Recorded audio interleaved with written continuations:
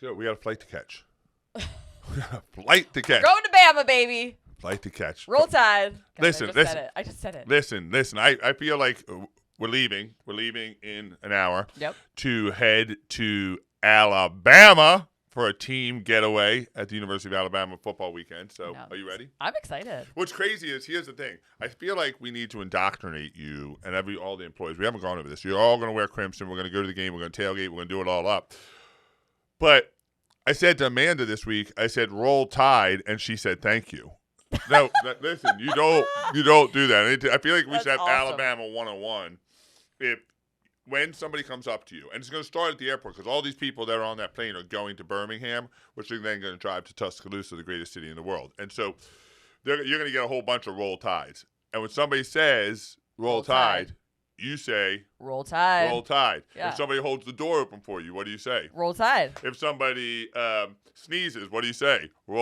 Actually, you probably can still say bless you, but roll Tide, right? Bless you. Roll Tide. That's exactly right. So let's get ready to make sure we have the roll tides. The other thing is, I hope all of you have been listening to Dixieland Delight. I hope you are ready for it. I hope you are ready to sing it, not just sing it, and add the extra lyrics. I'm not a rookie to that song. But they didn't steal it. No, but you're a rookie to the added parts that you must add. Yeah, I feel like there's going to be some hazing. There's going to be some roll tide hazing. Some roll tide hazing. I just want to preface to all of our Texas A&M people, please keep watching. No, I will get them to stop talking about this. You can keep watching, but roll tide. Now, let's get into the Friday video, because we got a plane to catch. All right, let's go. Woo! It's Friday! They need that kind of energy.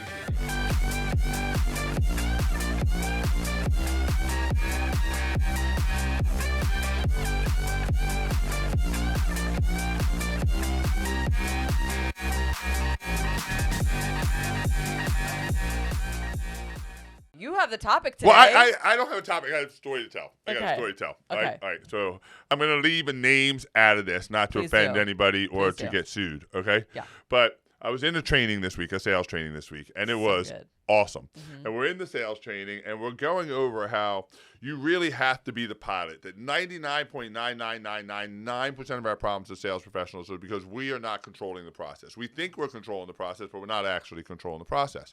And so we need to be the pilot. We need to take control of the process right from the beginning to the end. You agree with that, correct? 100%. 100%.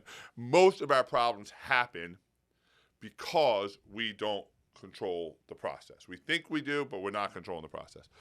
So as I often do, we're going through the lesson, we're having a conversation, and I make like a sharp left. I'm like, all right, stop. Squirrel. This is what we're going to do.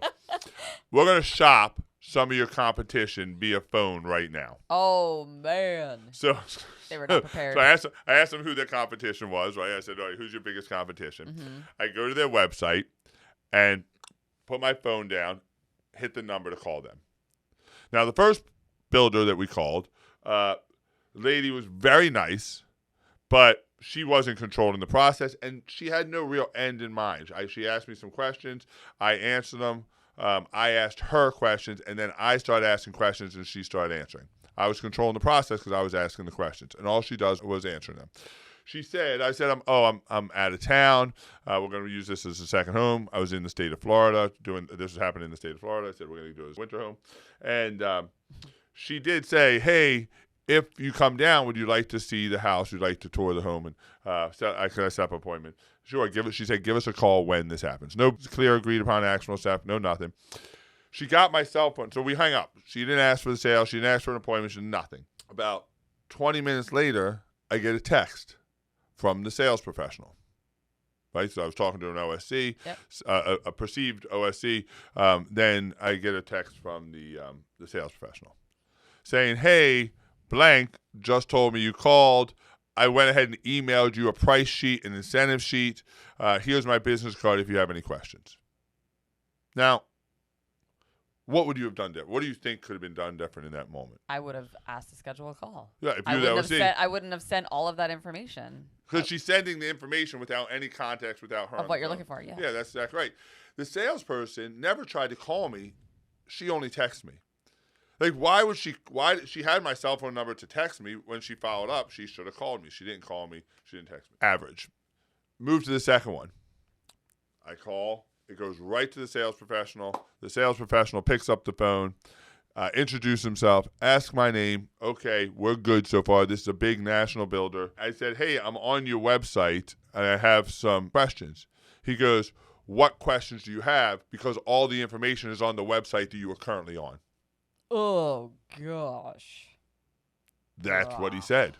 In a room full of salespeople, listen to it. All the information you need is on the website that you are currently on. Great. That guy gave no job security for himself. No. We don't need you. Like none. Yeah. And so then I was like, oh, well, I need some information on this floor plan. So he started spitting out information about the floor plan. I said, it's a second home. Another party in the room with me. And she said, oh, I'd like to see the house site, pretending she is my wife or my significant other. And said, oh, my significant other is asking me. She really wants to see the house today. Now, at that point, what would a salesperson that's controlling the process do? Schedule an appointment. Say, hey, when can you come in? Yeah. No. Not a word. Nothing. And so then he's like, oh, well, you can get $50,000 off if you pay cash. I was like, oh my gosh, you pay cash? Like $25,000 off if you pay cash? Oh my gosh, that'd be really good because it's a second home. So now I told him it's a second home. I can pay cash. I'd like to see the home today. No appointment set. I said, okay, well, if something comes up and we want to see it, I'll give you a call. He said, okay, have a good day. Got no phone number, no last name, no email address, no nothing. What's the reason I'm telling you this story and I'm telling everybody on this Friday video this story? What not to do, what people are doing, what our competition looks like, how to set appointments. I mean, there's a lot. Yeah. There's a lot here. What we think our competitors But let me tell you why. Tell me why ain't nothing but a party. Because if I call both of those salespeople right now and I told them, and I gave them, we didn't record it obviously, but if I gave them a recording of it, I went through it with them, they would be mortified at how those two calls went. Now, they would find a way to justify it, but they would be mortified. They don't know how bad those calls actually were because they're unaware.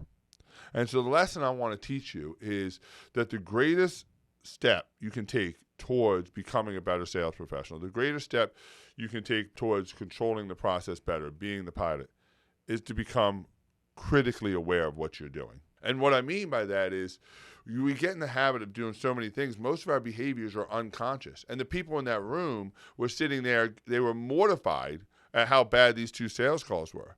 But I'm telling you, if I pulled your calls, I'd find a lot of the same thing. Maybe not as atrocious as go check the website.